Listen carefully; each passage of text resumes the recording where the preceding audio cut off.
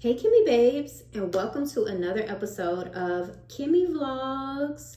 So today's topic is going to be pretty heavy, something that I don't like to discuss, but I just wanted to share with my Kimmy babes a particular situation that happened with me during my dating life. In the previous video, I talked about my dating life and I talked about how Tinder landed me a husband, but I did not cover about the horrors of dating websites. So my ladies to be vigilant, my men to be vigilant when you're going out with a particular person because you just don't know this person.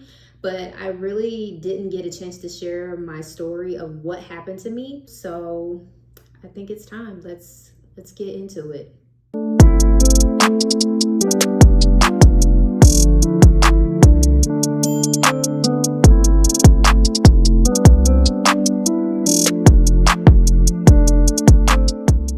So I met this guy on Badoo and we were only talking for like a day. He was pretty cool, but he also was pretty cringy.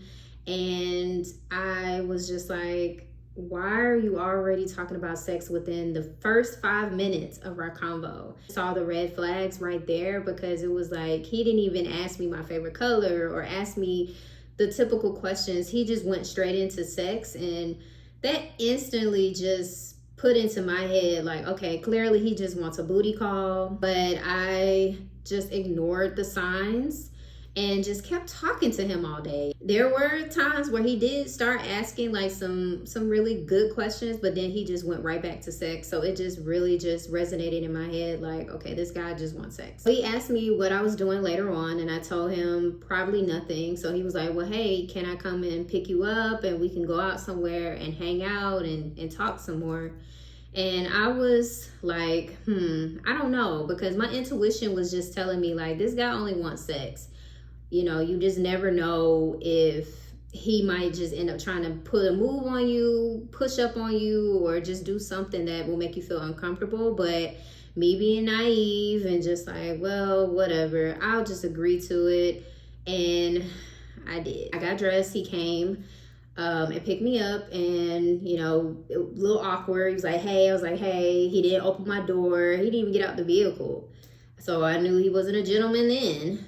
He drove, and I thought we were going somewhere, and so I asked him, where do you have in mind to take me? And he was like, so I decided that we need to have some alone time. I'm like, some alone time? Sir, no, I don't want to do that. I instantly was scared. I was nervous. I didn't know what was about to go down. So I kid you not, y'all, this man drove me to the woods. I was so scared. Like, what are you about to do to me? Like, y'all know I watched the first 48. I watch all type of crime shows. Like, you driving me to the woods, you trying to kill me. So we're in the woods and everything. And I'm like, I thought we were going out on a date and stuff. He just kept saying, I just want to be able to have a long time with you. I just want to be able to get to know you out here. And I'm just like, I don't want to do that. Basically, what happened is we were talking and everything, and it was normal until he was like, hey, let's get in the back seat. And I'm like, why do we need to get in the back seat? He was just like, I just want to be able to gaze at the stars with you. Like, come on, let's get in the back seat. I'm like, bruh. We get in the back seat. Just more red flags. The more I think about this. So we get in the back seat, and he's like holding me and all this stuff. And then all of a sudden, he got weird. And he ended up on top of me. And mind you, this man, I mean, he plays baseball. And he was muscular. So I know I'm not going to be able to get him up off of me. I had to tell this man 6 or 7 times to get off of me because I felt uncomfortable and I did not want to have sex with him in the backseat of a car.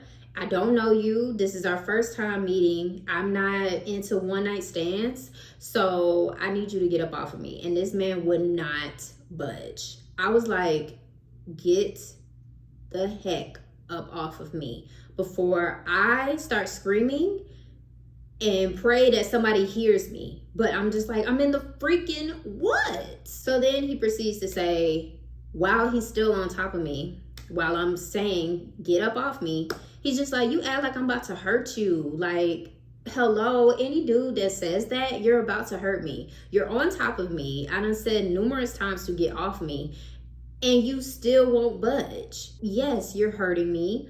I feel very uncomfortable with you. I don't feel secure. So I told him for the last time to get off me, and he finally got up off me, y'all. And I was just so relieved, like in that instant. And I told him, take me home. I don't want to talk to you. I don't want to do anything, even though I didn't even really want him to take me home, but I was going to my parents' house. So even if he tried something, yeah, my parents was going to be like, one or two. He took me back home, and after that night, we never spoke again. And I cried for days because I just didn't know what was going to happen in the woods. So I say all this to say to be vigilant. Just be careful, and don't let these guys pick you up, ladies. Same for the men as well. Don't let these girls pick you up because you just don't know this person. And make sure you meeting with this person in a public setting. Do not go to their house unless you're ready to take a risk. It took me a minute before I was able to get back on the dating website, probably like a month or two before I got back on one, because I was shook to my core. That could have ended ugly, and I'm just so thankful every day I did not get sexually assaulted.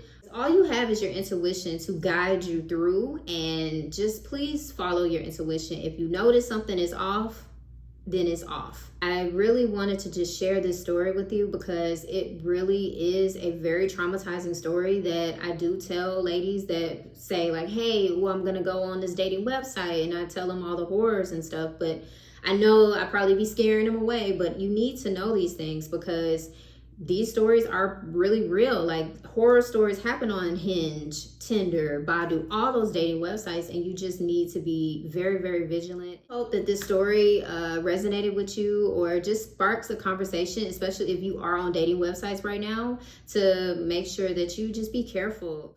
Until next time, Kimmy babes.